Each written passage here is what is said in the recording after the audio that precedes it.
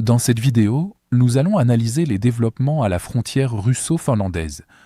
Peu de temps après que la Russie a lancé l'invasion à grande échelle de l'Ukraine, la Finlande a décidé de rejoindre l'OTAN pour se sentir plus en sécurité. Cependant, la réponse russe, qui consiste à revitaliser une immense base soviétique près de la frontière finlandaise, plonge aujourd'hui le pays dans une inquiétude encore plus grande. La restauration de la garnison soviétique longtemps négligée de Petrozavodsk marque un changement notable dans la posture de la Russie envers la Finlande, car le site avait été abandonné pendant des années et ressemblait à un vestige oublié de l'histoire. Les images satellites montrent que la zone a été déboisée, des véhicules militaires ont été amenés et des équipes de construction préparent de nouvelles casernes. L'ampleur des changements dépasse le cadre d'une simple rénovation et reflète l'intention claire de la Russie de reconstruire une grande base militaire capable de soutenir des opérations à long terme. Plus précisément, la base est en cours de préparation pour le tout récent 44e corps d'armée, qui pourra à terme accueillir et soutenir environ 15 000 soldats. Bien que la majeure partie du corps combatte en Ukraine, une partie est déjà arrivée en Carélie et nécessite des infrastructures permanentes. Même si seule une fraction de cette force est positionnée en Carélie, la Finlande fait face à une présence russe nettement plus importante et structurée qu'à n'importe quel moment depuis la fin de la guerre froide. La reconstruction de la base ne signifie pas que la Russie prépare une attaque imminente, mais elle crée une nouvelle réalité militaire que la Finlande doit prendre au sérieux. Tout d'abord, cette expansion est probablement une contre-mesure stratégique directe à l'entrée de la Finlande et de la Suède, ce qui a modifié l'équation sécuritaire dans la région. Bien que la décision de la Finlande et de la Suède découle de l'invasion à grande échelle de l'Ukraine, la Russie ne voulait pas laisser cette initiative sans réponse. Cependant, la menace réside dans ce que la base permet à la Russie de faire sur le long terme, en particulier lorsque la guerre en Ukraine prendra fin. La base donne à la Russie la capacité de tester les défenses frontalières de la Finlande, de lancer des opérations visant à semer la confusion, ou simplement de maintenir un sentiment constant de vulnérabilité et d'alerte chez les Finlandais. De plus, elle permet à la Russie de mener des exercices à grande échelle dans la région et de garder du matériel prêt à être déployé immédiatement.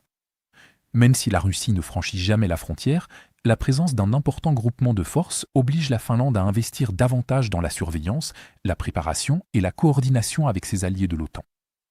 Bien que le 44e corps d'armée lié à la base de Petrozavodsk combatte encore en Ukraine, la Russie semble s'attendre à une fin prochaine de la guerre, ce qui libérerait des soldats expérimentés. Dans la logique de planification russe, ces unités aguerries au combat peuvent être déplacées près de la frontière finlandaise dès qu'elles quitteront l'Ukraine, apportant avec elles leur expérience de la guerre de tranchées, rythmée par les drones et l'artillerie. Ainsi, la qualité de la formation actuellement stationnée sur place changerait immédiatement, élargissant la gamme des possibilités offensives et défensives de la Russie.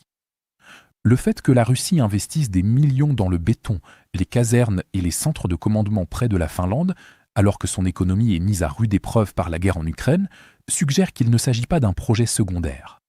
Au contraire, cela indique que la Russie considère la militarisation de la frontière finlandaise comme un pilier important de sa stratégie d'après-guerre et de sa projection de puissance. Dans l'ensemble, la renaissance de l'ancienne garnison soviétique à Petrozavodsk a inquiété la Finlande, car elle fait ressurgir une menace latente du passé, en plus du sérieux de l'expansionnisme russe actuel. La Finlande fait désormais face à un environnement sécuritaire qui rappelle davantage la guerre froide que tout ce qui a été observé ces dernières décennies. La décision de la Russie de placer un corps d'armée majeur à la frontière finlandaise montre que Moscou entend maintenir une pression à long terme, même après la fin des combats en Ukraine.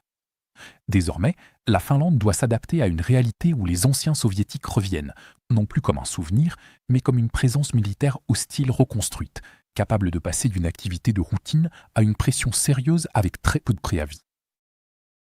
Pour regarder des images de combats non censurées que nous avons utilisées dans ce reportage, consultez notre carte interactive d'actualité. Ici, nous ne sommes pas limités par les politiques de YouTube et nous pouvons enfin vous montrer la version complète et non coupée de ce qui s'est réellement passé. Mais ce qui est encore plus important, c'est que cette carte vous donnera accès à toutes nos analyses des événements majeurs, bien au-delà de ce que nous pouvons inclure dans nos courtes vidéos quotidiennes. Enfin, nous lançons officiellement la deuxième génération de notre carte interactive. Ce que vous voyez à l'écran en ce moment est une version considérablement améliorée et bien plus puissante de la carte, avec encore plus de fonctionnalités avancées et d'outils d'analyse de l'actualité. Pour célébrer le lancement de la nouvelle carte, Nous lançons également une promotion de 50% sur tous les abonnements.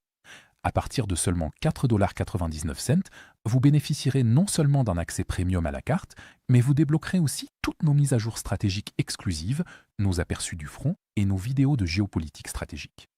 Alors, cliquez sur le lien dans la description pour devenir membre exclusif de notre communauté.